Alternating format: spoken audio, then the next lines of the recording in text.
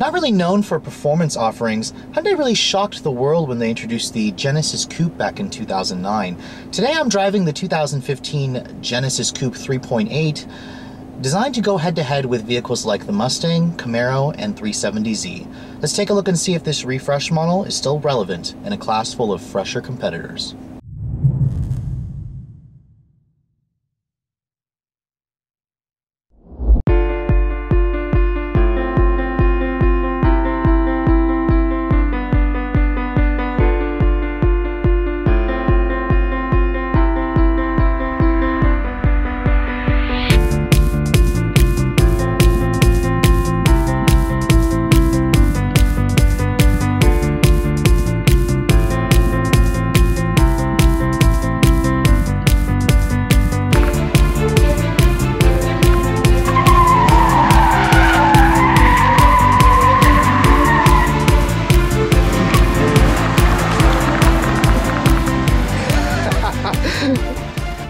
Now, you enthusiasts out there who have kind of a negative connotation toward Hyundai, you really got to put that feeling aside, because the Genesis Coupe is one of those vehicles that will definitely change your notion of the brand.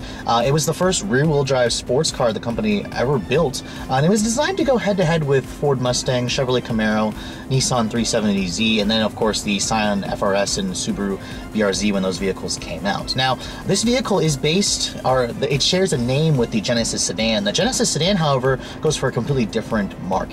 That vehicle is designed to target the BMW 5 Series, Mercedes-Benz E-Class, Audi A6. Now, for the Genesis Coupe, Hyundai really wanted to go after a different market. They targeted Mustang, 370Z, Camaro buyers, and this car is a lot less expensive versus the sedan, which can be as much as $20,000 more expensive than the Coupe. Now, in terms of the design, this car doesn't share a single body panel or styling element with its sedan counterpart. The only thing it really shares is its name. I mean, the car is actually a very sharp-looking coupe. Even though this car has been on the market for the last 5 years, it still gathers a lot of stares, especially in this Tsukuba red exterior color that my particular tester is. Now, the Genesis Coupe is available in 3 different trims for 2015.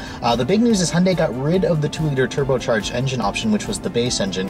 Hyundai is looking to move the Coupe more upmarket to target BMW 4 Series, Audi A5 for the next generation. Now, for the 2015 model, you can get the car in base, R-Spec, or the Ultimate trim, which is what I'm driving. The Ultimate basically includes all the features of the base and the R-Spec, in addition to nav, leather, the nice rear spoiler on the back. And overall, I think this car is a very sharp-looking car. Hyundai gave it a very extensive refresh for 2013, and they made the grille much larger. It's a lot more aggressive versus the somewhat invisible look of the front end. Now, of course, styling is subjective. I personally like the look of this refresh model. Some of you may prefer the cleaner design element of the 2010 to 2012 model. Now, coming around the sides, this car is about 183 inches long. It's about 5 to 6 inches shorter than a Camaro, than a Mustang. It's a little bit bigger than a 370Z. Now, those of you who are cross-shopping those vehicles, which obviously you're going to be, this represents a nice blend between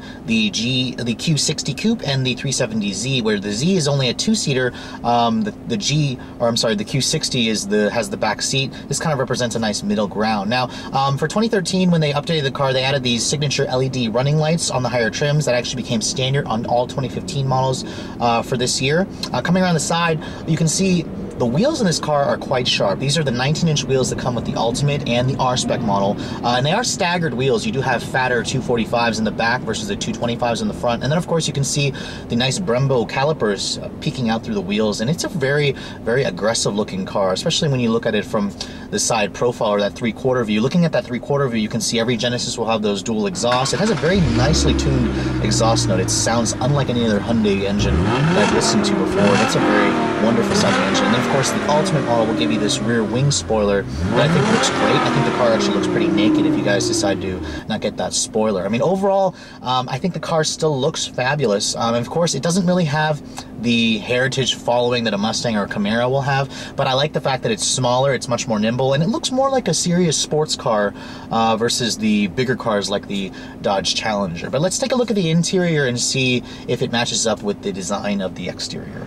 Now, the interior of the Genesis Coupe also goes a completely different direction versus its sedan counterpart. This looks nothing like the $50,000 luxury sedan that Hyundai charges for the sedan. However, the interior is not a bad place to spend time. It's a nice blend between, again, a 370 370Z or an Infiniti Q60. You can see the company did update the car's interior for 2013 with some new materials, upgraded materials, a couple of new features. Now, these seats come standard on the Ultimate model. If you guys go for the R-Spec, it'll give you like a more aggressive bolstering, a red seat, but the Ultimate comes more of as a luxury model, as a Grand Tourer model, but it gives you the R-Specs track toys. But overall, the Genesis Coupe is a low coupe, so you do have to kind of sink into the vehicle. But when you do settle in, it has a very nice view of the road. It has a much lower hood. It's a smaller vehicle versus the Mustang or the Camaro, which feel huge. But shutting the doors do have somewhat of a tinny feel for me. I really don't like the way they sound when they close, but it is a pillarless window, so when you do open and close it, you can hear the glass opening and closing or moving up and down. But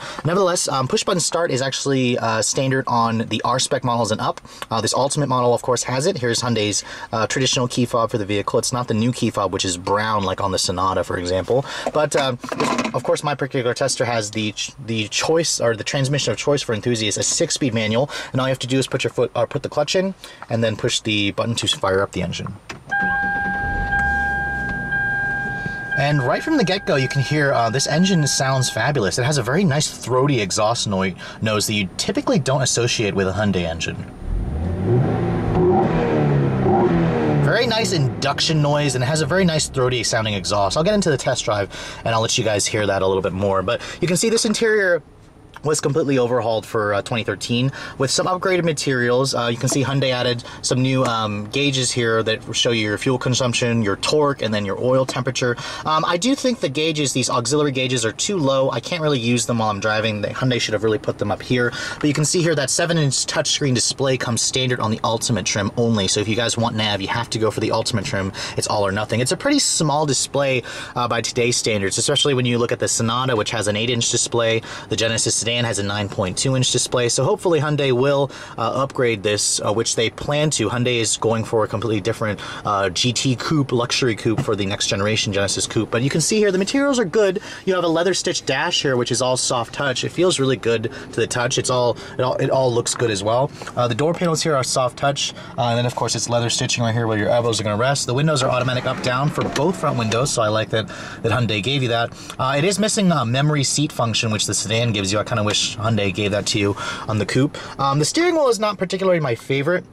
I've seen a much better looking steering wheel on the Hyundai Sonata Sport, to be honest. The leather material feels a little bit cheap, and I do wish it had a flat bottom. And some of the controls here aren't very intuitive. They just don't really fall. They're not ergonomically correct. You kind of have to stretch your thumb to use, you know, some of the controls here. And the volume knob doesn't really feel all that great when you do use it. That's kind of a nitpicking grid here, but overall, the nav system, of course, is typical Hyundai. It's not really anything too special. It's just going to get the job done. So those of you who are expecting like luxury grade technology in this car, this doesn't even have it. I mean, in terms of driver assistance tech, there's nothing. There's no blind spot monitoring. There's not even a backup camera. When you put the car in reverse, all it gives you is some backup sensors, which will beep on the Ultimate model when you get close, but there's no camera in here, so it's kind of sad. I wish Hyundai offered or gave you the camera with that 7-inch screen. But the positives here is this is a coupe, a sports car. The transmission is quite surprising. I've driven a Hyundai Elantra with a stick before. Wasn't too impressed with it, but however, this manual is pretty good. It's a pretty short throw.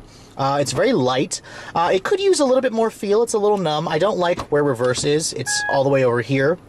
I prefer it next to the 5 and 6 gate, but overall I think that if the shifter just had a little bit more feel, I like the throws. The clutch is on the heavy side. Everything about this car really just feels heavy, and it's as it should. I mean, Hyundai really targeted the 370Z, and it shows in the way this car drives and feels. The sunroof, if you guys want it, you have to go for the Ultimate package. I like that Hyundai gives you a sunroof. You can't get a sunroof on a Z or a Mustang, so that's a nice feature. The seats, they have pretty good bolstering. They hold you in place well. They're a little bit on the hard side. The leather isn't the most plush, but again, this is more of a sports car, a sport coupe versus a luxury coupe, like the sedan version, which is more of a luxury car. Now, the back seat of this car, which I'm not going to get in the back seat, is pretty tight. This is more tight than a Mustang. It's about the same as like a Camaro. At least it gives you a back seat. The Z doesn't give you a back seat, but if you're going to sit back there, you really need to be shorter than me. I'm 5'7". My head hits the roof when I sit in the back seat, so I'm not really going to get in the back to show you guys. I just know that you buy this car because it's a sports car, not because you need the back seat. Now looking at the trunk capacity of the Genesis Coupe, you can see the opening is on the smaller side. However, it is better than the Camaro, at least the current generation Camaro. You're looking at about just under 12 cubic feet of space, which is not bad for the numbers. The seats do fold down in one piece, so at least they give you that. Now coming underneath the hood, this is where it's really going to impress you. The Genesis Coupe comes standard with this 3.8 liter direct injection GDI V6 as part of the Lambda engine family. For 2015, it's the standard engine. The 2-liter turbo has been discontinued, and it makes pretty good numbers, 348 horsepower and 295 foot-pounds of torque. Now that is up considerably from the 306 for the non-direct injection motors. I showed you guys the 2012 model, which didn't have direct injection. Of course, you can see the engine is mounted longitudinally, not the side saddle stuff like the front-wheel drive models. This car is rear-wheel drive only. There's no all-wheel drive version. This is not a front-wheel drive sport coupe like the Tiburon. Now you can take your pick between two transmissions. I've got the enthusiast choice, the 6-speed manual transmission. This car does have a limited slip differential. You guys can go for an 8-speed automatic, which is a pretty good transmission in its own. I wouldn't dismiss it. Of course, I would still prefer this car with the stick. Now, fuel economy is not the most impressive. It gets about 16 in the city, 24 on the highway. Hyundai does recommend premium gas to get that 348 horsepower rating, which makes it about the same as its V8 competitors like a Ford Mustang. But this car weighs about 3,500 pounds. Let's get it out on the road and take a look how this 350 horsepower V6 performs. So the last Genesis Coupe I showed you was the 2012 model with an automatic transmission. It was the 3.8. However, today I'm driving the 6-speed model, which of course is the model I'm more interested in driving. Equipped with the Ultimate package, so it does have the track stuff. It's got the Torsen limited slip, it's got the bigger 19-inch wheels, it's got a track-tuned suspension. Let's get out on the road and see just how track-worthy this Genesis Coupe is.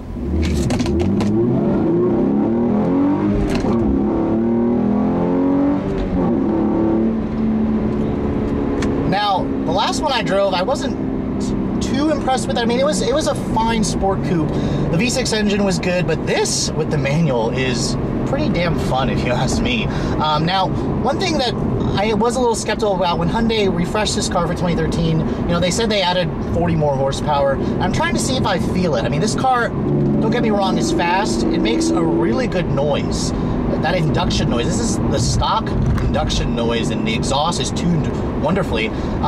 It's amazing that Hyundai, a car company that doesn't typically build sports cars like this, managed to get that sound right. So I'll give Hyundai an A+ for the way this thing sounds. Now, in terms of acceleration and handling, this car feels pretty heavy. The steering is typically a Hyundai issue, and this car's steering is pretty darn precise. It is a little bit numb, a little bit over boosted for me. I wish it had a little bit more feel. The Z, the FRS and BRZ, the Mustang steering feel feels similar to this, but there are other cars that have a little bit better steering feel. But of course, this is Hyundai's first effort, so I have to applaud them for, you know, producing this car. Now, one thing I do have an issue with is the ride. With these 19-inch wheels, this car does ride very harshly. So if you guys live in an area and you plan to daily drive this car on crappy pavement, I wouldn't recommend it. It has a pretty bone-jarring ride. But of course, if you get it on smooth pavement, it feels just fine.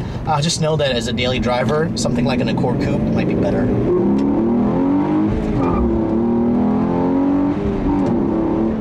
I love this way this thing accelerates. I would expect it to get to 60 about 5 seconds, which is about a half a second improvement versus the non-direct injection version of this motor. Now, the Genesis Coupe does have one flaw. The stability control could be tuned a little bit better. Now, of course, I'm going to leave it on for most of the times. However, when it is on, it's constantly interfering, and it really cuts a lot of power when you don't want it to. Other vehicle manufacturers, like from Honda, Toyota, they're not as intrusive.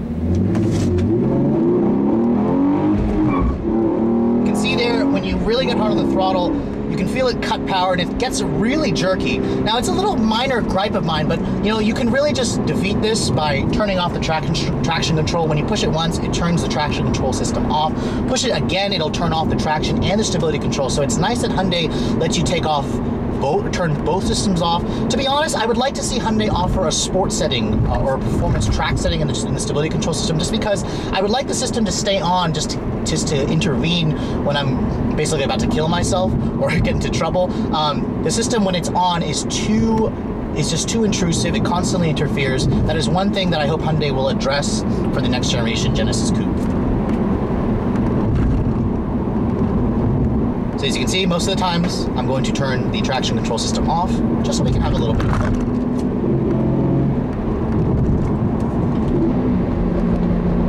You can hear it has a nice little burble, a little backfire in the exhaust. It's very unexpected, especially for a Hyundai product. Now, one important aspect of driving a sport coupe like this, or a sports car, is the handling. Now, I mentioned before the steering is excellent in this car, but you'd be surprised just how well this handles with that track-tuned suspension, the low-profile 19-inch wheels, the Torsen limited slip diff. When you get this car into corners, it feels like a real sports car. Compare that to a Dodge Challenger or the previous generation Mustang, which felt a little bit bigger. The new Mustang does have a pretty nice sports car feel to it. However, it doesn't really approach the levels that this Genesis Coupe offers. As you can see, the steering in this car is pretty precise, and it offers a very immediate response. I mean, when I turn the wheel, the car just darts in another direction, and it makes the car very, very fun to drive, especially for a Hyundai product. For Hyundai's first effort into the rear-wheel drive sport coupe market, I'm very impressed with the way this car handles. You can see here, taking on-ramps and such, a pretty fun proposition in this car, and it has a lot of grip. It will understeer a little bit, but the back end will start to kick out if you do get a little feisty with the throttle, and it's very controllable. It's very, very much fun to drive. This is a very nice drift car, if you want to say. So that's basically still the case. The Scion FRS and BRZ, which I haven't had a chance to show you guys yet, I have driven the car, is a little bit more fun around the corners just because it's lighter, but this car is still not bad for considering the fact that it is bigger and it has a big old V6 under the hood.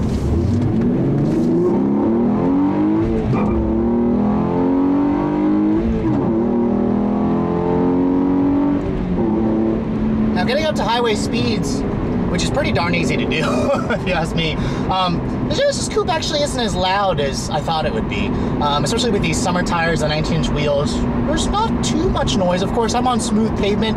On bad roads, you do hear a lot of road noise, but I mean, overall, this car is not bad. The steering is pretty precise, so the car does feel a little twitchy, but of course, this is a sports car. It's a track car. It's not really a boulevard cruiser, which is kind of how Hyundai wants to go with, more of a GT way for the next generation, something a little bit softer, a little bit more comfortable. But overall, this isn't bad. This is quieter and more refined and nicer than an FRS or BRZ. This is definitely quieter than that Nismo 370Z.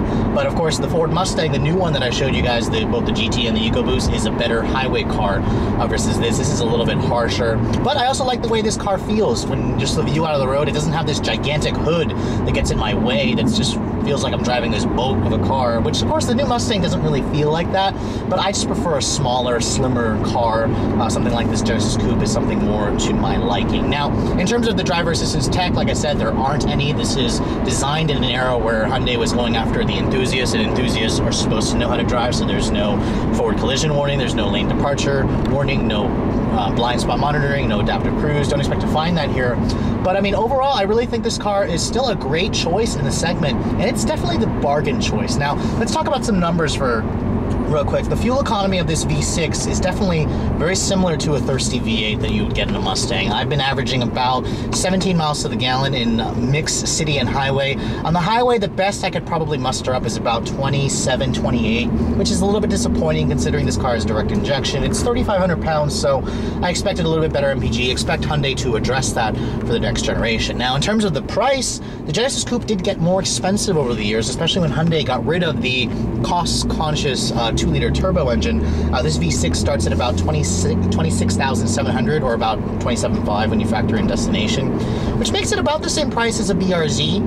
The FRS is a little bit cheaper, and to be honest, to get a 350 horsepower V6 versus the measly 200 horses that the FRS only gives you is definitely an appealing option for me. Of course, this car is about 500 pounds heavier versus an FRS and BRZ, so you will feel that in the corners. However, this car will out-accelerate all of them. Now, compared to its V6 competitors, a Nissan 370Z is more expensive than this car. It starts at about $5,000 more than the Genesis Coupe. Now, this particular one that I'm driving is the Ultimate model. It is about $34,500 fully loaded like this, which is a bargain, to be honest, considering all the features it gives you, the performance it gives you. And really, I have a couple of nibbles with the car. I would like to see Hyundai improve the shifter a little bit, give it a little bit more feel through the gates, make this car a little bit softer, a little bit more of a better daily driver. And I also would like to see Hyundai add some more technology in this car. The screen is pretty small, but overall, I'm still really impressed with this Genesis Coupe. There's definitely a reason why you'd want to choose it. I mean, Hyundai still offers a lot of value for money, which is what the company is known for, and you have their killer warranty, stunning good looks. I mean, I'm surprised at how many people still stare at this car, despite the fact the design is getting pretty old. A lot of Mustang 370Z, Civic Si buyers will pretty much give you the look when you pass by them on the road. But overall, I'm pretty impressed with this car. I'm very excited to see Hyundai come out with the next generation. Expect that model to come out as a 2016 model or 2017 model possibly. We have been seeing a couple of mules where Hyundai's been testing this car, and expect it to offer a twin turbo V6 possibly as the standard engine, and hopefully maybe we've heard rumors of a V8 coming for the Genesis Coupe. But anyways, if you guys are looking to see the latest vehicles I'm testing, make sure you follow me on Instagram, like us on Facebook, subscribe to the YouTube channel to watch all the latest videos, of course. Thanks so much for watching, guys. If you're in the market for a sport coupe like this, the Genesis Coupe is still worth a look. Just know that some of its competitors may be a little bit more comfortable to drive on the highway. They may offer a little bit more performance, but it still offers a lot of bang for the buck. Thanks so much for watching, guys. I'll catch you all in the next video.